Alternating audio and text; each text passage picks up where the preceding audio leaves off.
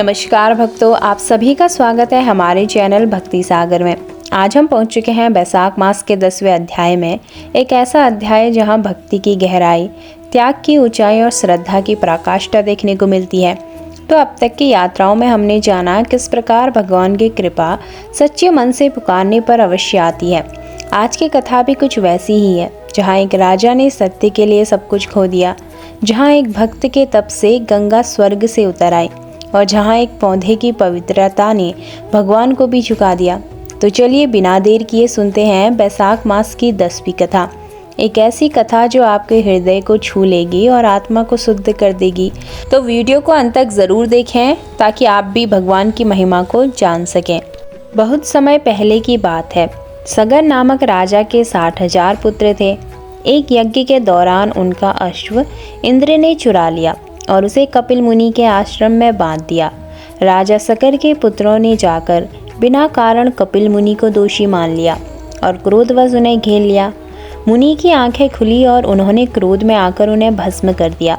इन सब की आत्मा पृथ्वी पर अटकी रह गई, उन्हें मुक्ति नहीं मिली। सगर वंश के अनेक राजा प्रयास करते रहे, लेकिन किसी के भी तप से गंगा माता पृथ्वी पर नहीं उतरी। अंततः राजा भगीरथ ने संकल्प लिया, जब तक मैं गंगा माता को स्वर्ग से पृथ्वी पर नहीं उतारूंगा, मैं चैन से नहीं बैठूंगा। उन्होंने 1000 वर्षों तक कठोर तप किया। पहाड़ों में, रेगिस्तान में, बर्फ में केवल एक ही पुकार, हे गंगे माता, मेरे पूर्वजों को तारो, पृथ्वी को पावन करो। आखिरकार गंगा माता प्रकट हुई और कहा, हे राजन, मैं आऊंगी, लेकिन मेरी धारा इतनी वेगवान है कि पृथ्वी फट जाएगी। कोई मुझे संभालने वाला चाहिए। राजा भगीरथ ने फिर तप किया। भगवान शिव को प्रसन्न करने के लिए शिवजी प्रसन्न हुए और कहा, मैं अपनी जटाओं में गंगा को धारण करूंगा, फिर धीरे धीरे पृथ्वी पर छोड़ूंगा। ऐसा ही हुआ। गंगा माता शिवजी की जटाओं में समा गई, फिर धीरे धीरे पृथ्वी पर आई और जहाँ जहाँ भगीरथ गए, गंगा पीछे पीछे बहती चली गई।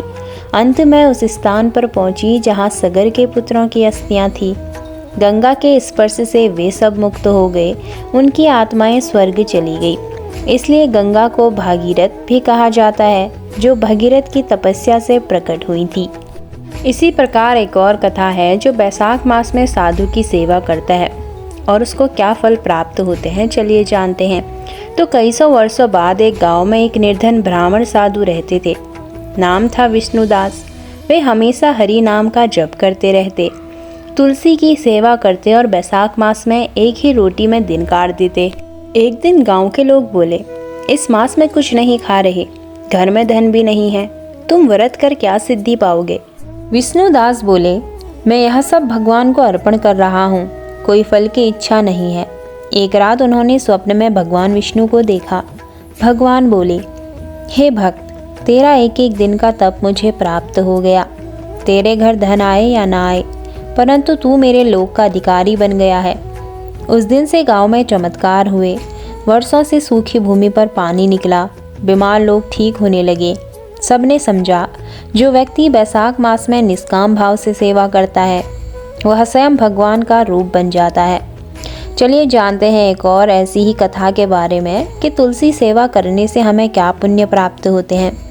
तो एक दिन नारद मुनि भगवान विष्णु से पूछते हैं, हे प्रभु, क्या कारण है कि आप तुलसी के बिना भोग स्वीकार नहीं करते। भगवान मुस्कुराकर बोले, हे नारद, तुलसी वह पौधा है जो मेरे हृदय में बसती है, जिसने अपने जीवन में पवित्रता, प्रेम और सेवा का मार्ग दिखाया। जो वैसाख मास में तुलसी की सेवा करता है, उसके सारे दोष मुझ तक पहुँचने से पहले ही जल जाते हैं। नारद मुनि ने देखा, वैकुंठ में एक स्थान पर दिव्य प्रकाश था। वहाँ एक स्त्री तुलसी के पौधों को सींच रही थी। नारद ने पूछा, ये कौन है। भगवान बोले, ये वही स्त्री है जिसने अपने पिछले जन्म में वैसाख मास भर तुलसी सेवा की थी। बिना किसी इच्छा के आज ये मेरे लोक में मेरे समीप स्थान प्राप्त कर चुकी है। तो भक्तों, यह थी आज की कथा और इसमें हमने जाना कि तप का बल, सेवा का भाव और वैसाख मास की महिमा कितना गहरा प्रभाव रखती है। गंगा माता के अवतरण से लेकर साधु की साधना तक और तुलसी की सेवा से मिलने वाली मोक्ष तक हर कथा हमें सिखाती है कि भगवान केवल नाम, भक्ति और श्रद्धा के भूखे हैं। अगर आप भी इस पुण्य मास में कोई छोटा सा भी संकल्प लें तो समझिए भगवान ने आपकी प्रार्थना स्वीकार कर ली है।